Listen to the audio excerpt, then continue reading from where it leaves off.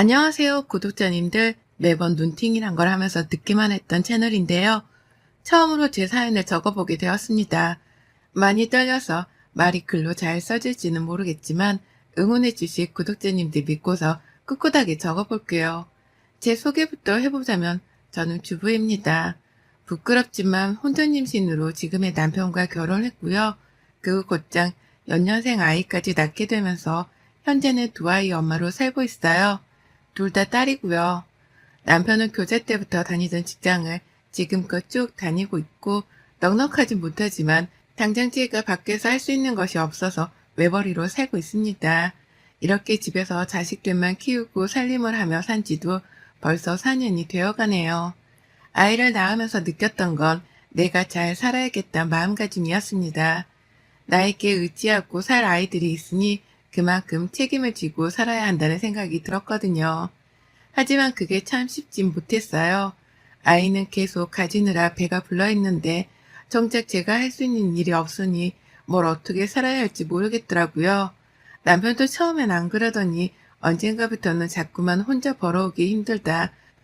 네가 밖에서 돈을 벌어봤냐? 라고 하면서 돈 타령을 하기 시작했고 말이죠.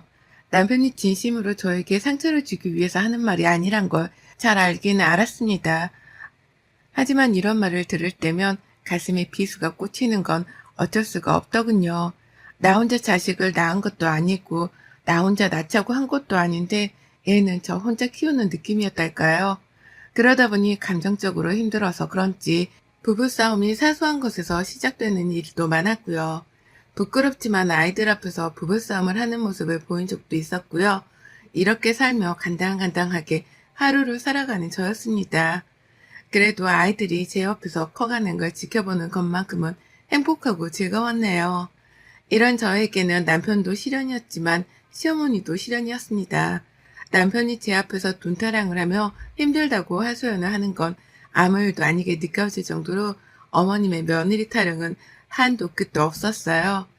교제를 하며 분명 시어머니께서는 결혼까지 가보라고 부채기까지 하면서 저를 조화를 하셨어요. 자주 뵐 일이 없어서 얼굴 붉힐 일도 없었고 아들이 장가갈 때가 되었으니까 그냥 빨리 결혼하려면서 저희 두 사람의 만남을 축복해 주기도 하셨답니다. 그 당시 저는 대학생이었고 막 졸업을 앞둘 때였었는데요. 취직이 뭔 태수냐? 그냥 졸업하고 얼른 우리 아들한테 시집 와라. 라고까지 하시면서 저를 환대해 주시던 분이셨죠. 그러다 저희 커플이 잠시 방심을 해서 혼전 임신을 하게 되었습니다. 많이 힘들었어요. 졸업을 코앞에 둔 때에 이런 일이 벌어지다니 앞도 껌껌했고요. 그 당시까지만 해도 어머님께서는 어쩔 도리가 없다고 생각을 하신 건지 일단 결혼을 수락해 주셨습니다. 아이를 가진 커플이 결혼을 하겠다고 하는데 중간에서 시어머니가 말릴 수 있는 건 아무것도 없었으니까요. 그래도 전 천만다행이라고 생각했어요. 나를 애벌해 주셨고 평소에도 결혼하라고 말씀하곤 하셨던 분이셨기에 우리가 지금 당장 결혼을 한다고 하더라도 예쁘게만 바라봐 주실 줄 알았습니다.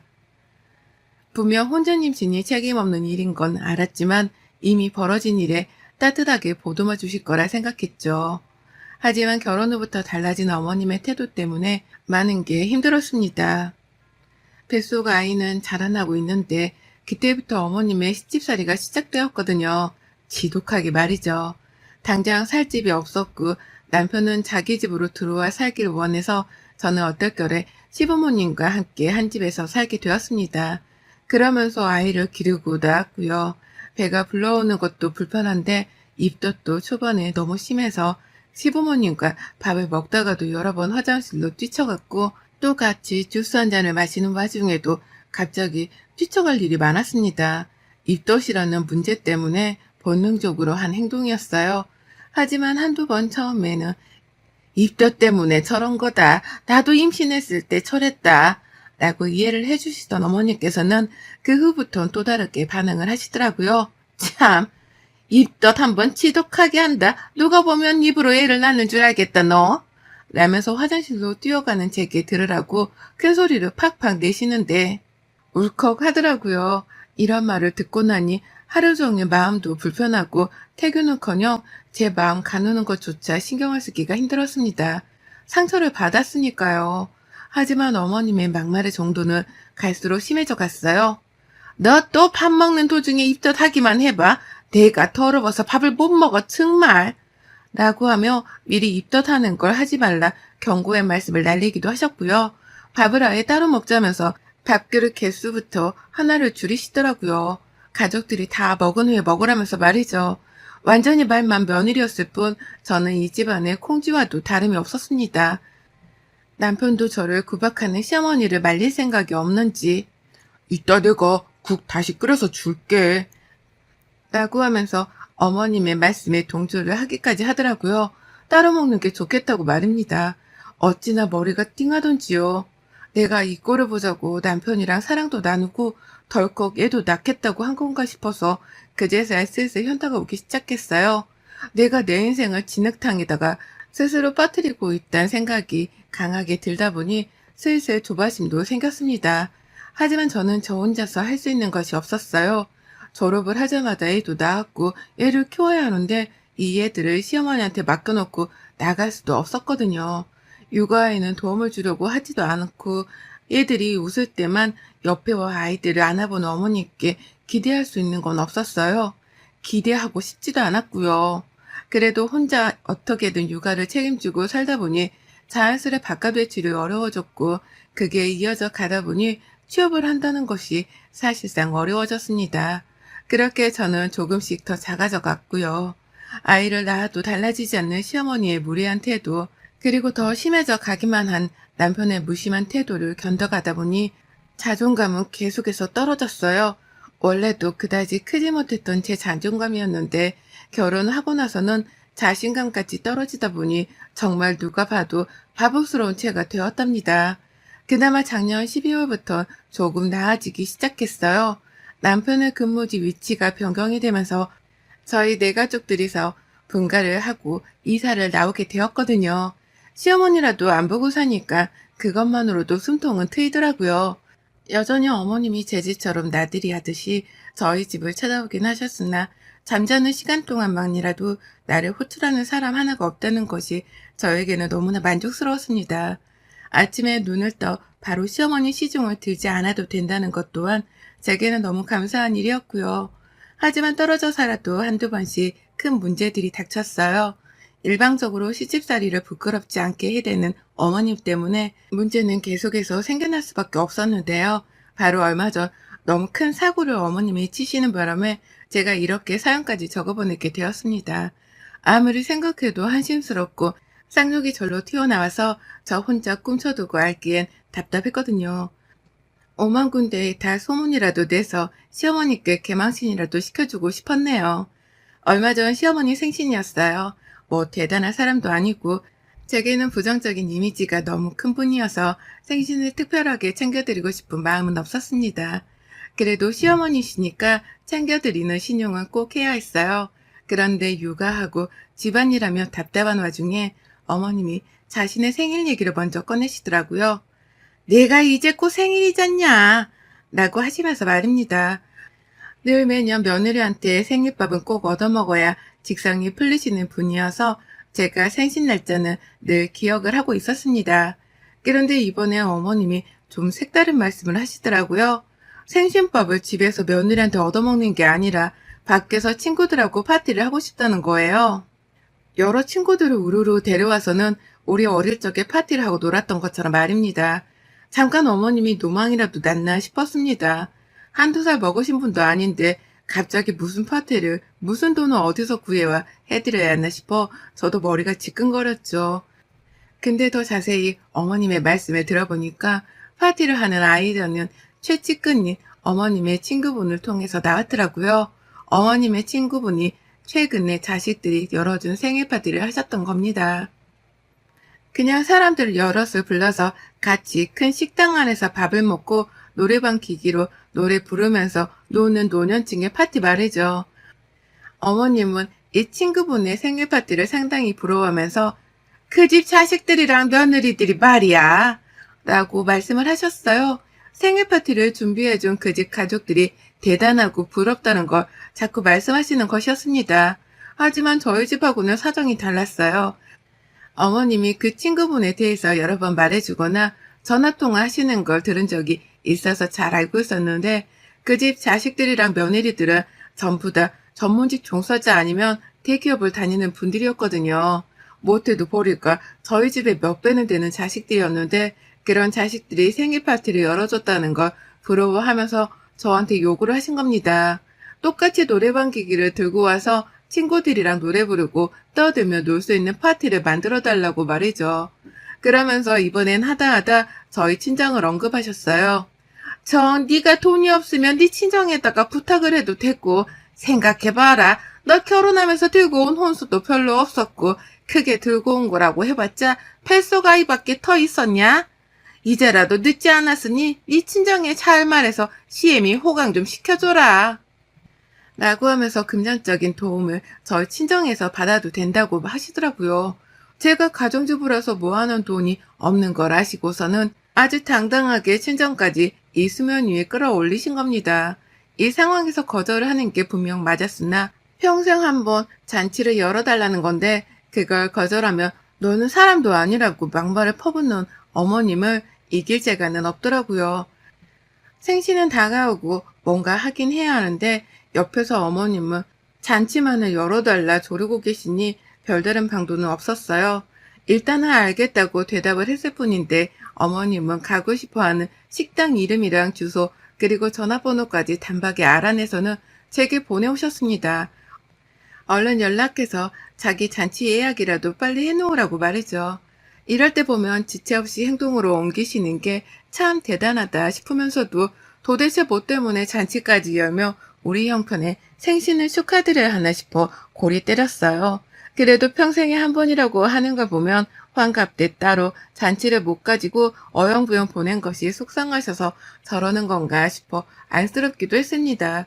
그리고 전 어머니 말씀대로 친정의 도움을 요청해서 돈을 꿔야 하나 생각도 했지만 도저히 그러지는 못할 것 같아서 남편에게 도움을 청했죠.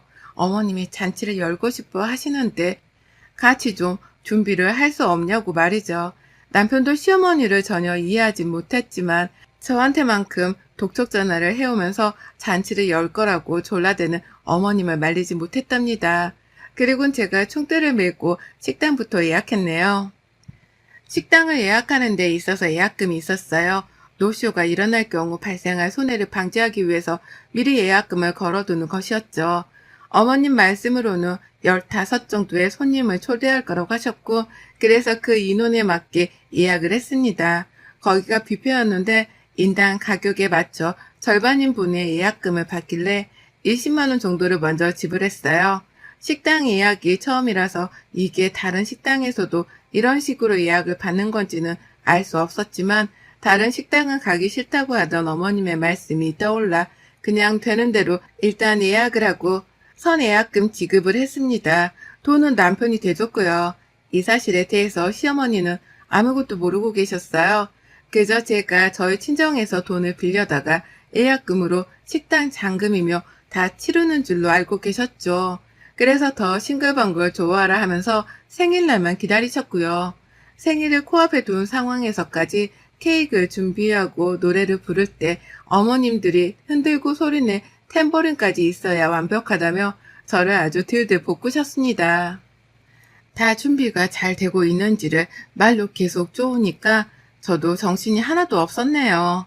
애들 키우면서 밖에 나가 어머님 생신잔치 준비물들을 챙기느라고 숙제를 하는 기분이 들기도 했고요.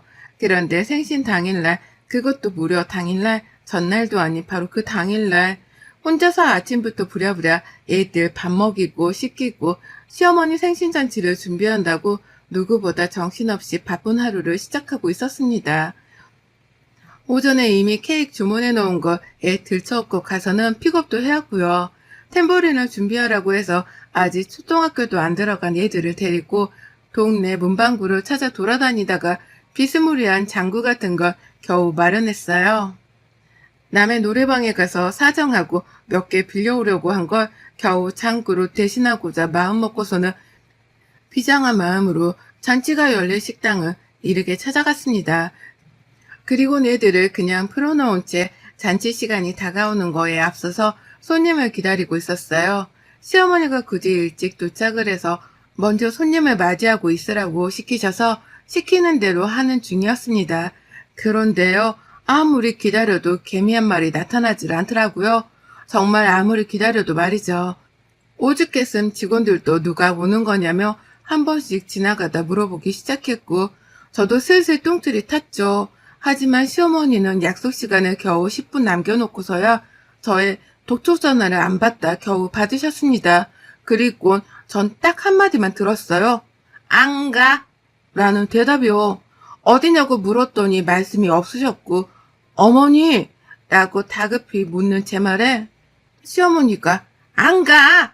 라는 대답을 하고 전화를 툭 끊어버리셨어요. 사람을 똥개훈련 시키는 것도 아니고 긴 시간 동안 달달 볶아가면서 이거 해라 저거 해라 잔치 준비를 시켜먹더니만 갑자기 약속 시간을 꼴랑 몇 분 앞두고서 안 온다는 선전포고를 하신 거예요. 앞에서 직원들은 누가 봐도 제 전화 목소리에 귀를 쫑긋거리고 있다는 듯이 자꾸만 저를 쳐다보고 있었는데 시어머니는 제 귀에 대고 안 온다는 폭탄선언을 해버리셨으니 저로서는 그 상황에서 당황해 얼굴이 붉혀지고 말았습니다. 잔치의 주인공이 안 온다는 소리에 기함을 치며 급하게 화장실로 가 전화를 받았어요. 가는 도중에 직원분이 저를 붙잡기도 했습니다. 제가 도망이라도 치는 줄 아셨더라고요. 아무도 안 오는데 갑자기 자리 이동을 하니 노쇼 측정으로 도망치는 손님이다 싶어서 오해를 한 겁니다. 그렇게 수치를 무릅쓰고 화장실에 들어가 시어머니랑 재차 통화를 했어요. 남편한테도 도움을 요청했고요. 하지만 남편은 제 문자를 읽고도 답을 하지 않았고 시어머니는 제 전화를 다시 받자마자 괜찮다는 듯 짜증이란 짜증을 다 부려가면서 전화를 받으셨습니다. 아유 진짜 나 안 간다고 방금 말했잖아. 가기 싫어. 잔치고 뭐고 아무것도 안 해. 그년들이랑 싸워서 어차피 올 사람도 없어. 라는 대답과 함께 이번에도 일방적으로 전화를 끊어버리셨어요. 그리고 전 소리 없는 핸드폰을 치켜든 채 잠깐 화장실 문만 바라보다가 그제서야 정신이 하나둘 들기 시작했죠.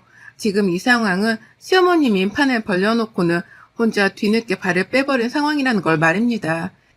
그리고 그로 인해 모든 피해와 원망, 그리고 금전적인 배상까지도 모두 다 내가 책임져야 한다는 걸 말이죠. 화장실 밖으로 나가기가 너무 창피하더군요. 나가보니 아니나 다를까 직원 몇 분이 그 앞에 서서 저를 기다리는데 아무래도 아무도 안 올 것 같다고 말을 하니 여기저기 원망과 짜증이 섞인 표정으로 저를 보기 시작했습니다. 그리고 전 그 자리에서 예약금을 받지도 못한 채 음식 준비를 해놓은 것에 대한 배상을 해야 한다는 직원분의 독촉을 전해 들었죠. 예약을 거는 순간 노쇼에 대한 배상을 해야 한다는 것에 동의를 한 것과 다름이 없다면서 말이죠.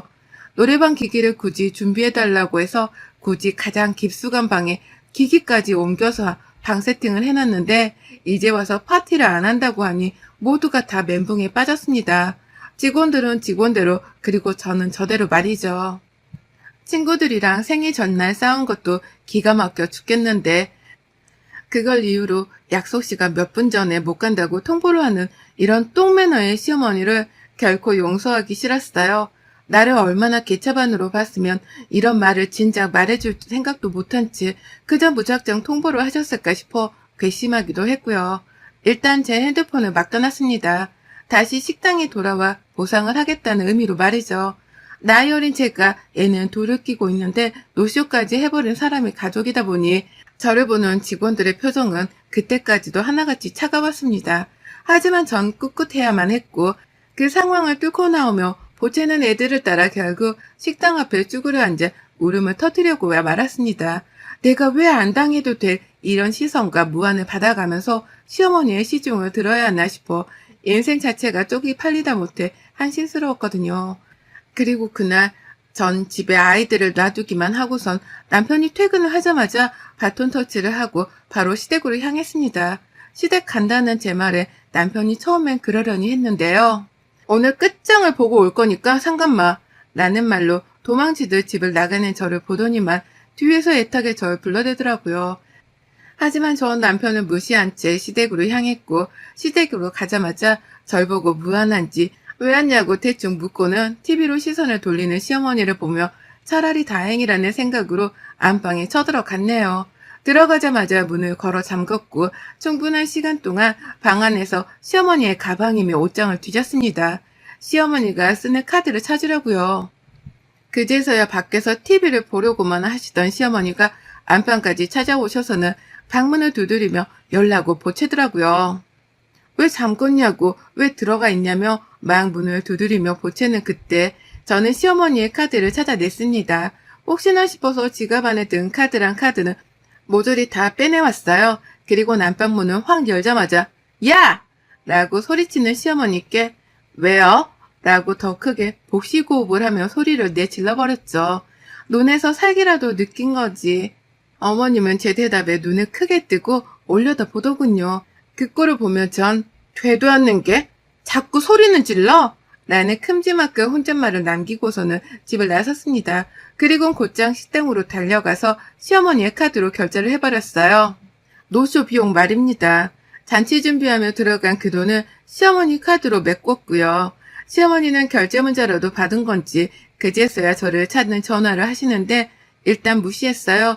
집 가는 길에 너무 배가 고파서 혼자 분식집 들어가 시어머니 카드로 분식도 결제했고 다 먹고 집에 갔더니만 남편도 멘붕에 빠져있더라고요.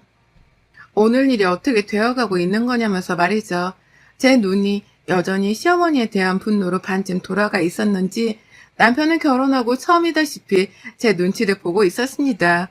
말 한마디에 눈가를 쏘아대며 쳐다봤더니만 어디 다녀와? 라면서 말까지 더듬더라고요. 그래서 전 사실대로 말했습니다. 시어머니가 아까 말했던 대로 식당에 노쇼를 했고 지금 시어머니 카드 뺏어다가 노쇼 비용을 결제하고 오는 길이라고 말이죠. 그러면서 말 끝에 저도 모르게 욕이 튀어나왔고 머리를 휘저으면서 미쳐 날뛰겠다는 듯한 행동을 취하며 허공을 노려봤더니만요. 하루 종일 제 연락은 씹으며 모른 척하고 있던 남편이 고개를 끄덕거리면서 잘했다는 듯한 행동을 보이더라고요. 잘하고 왔다고 말이죠. 시어머니 카드 뺏어온 것도 잘했고 그걸로 노쇼 비용을 결제하고 온 것도 잘했다면서 더는 말도 안 했습니다. 그래서 전 시어머니 카드를 남편에게 던지며 알아서 건네주라고 했죠. 저는 시어머니를 꼴도 보기 싫었습니다. 그리고 그날 밤 시어머니는 느지막이 시아버지와 함께 저희 집을 찾아오셨고요. 남편은 시어머니를 집안에 들이지 않는 대신 현관 밖에서 카드를 돌려주고 내보내셨습니다. 얼핏 듣기로는 시어머니가 왜 집안에 들이지 않는 거냐며 따져묻는 소리가 흘러나오기도 했는데 남편이 그러더라고요. 엄마, 오늘 날 잘못 잡았어. 더 난리 나기 전에 빨랑 집에 가. 라고 말이죠. 얼떨결에 저는 시어머니 지갑에 손까지 댄 며느리가 되었는데도 결국 시어머니는 본인이 잘못한 게 있어서 땡소리 한번 못 지르고 가버리셨답니다. 본인이 저지른 짓이 있었기에 큰 소리를 못 내는 건 당연한 것이었네요. 시어머니께 당한 게 있으니 제가 화를 내는 것도 당연한 것이었고요. 그리고 전 이번에 시어머니로 인해 똥개 훈련을 당한 걸 본보기 삼아서 이제 평생 동안 시모생신을 모른 척 하기로 했습니다. 자기가 선물이라도 받고 싶으면 알아서 잘 하겠죠. 전 이제 먼저 잘해주고 살살 기어가면서 시모생신상의 생신잔치까지 차려드릴 마음은 전혀 없고요. 여러분의 생각은 댓글로 남겨주세요. 오늘도 시청해주셔서 정말 감사합니다.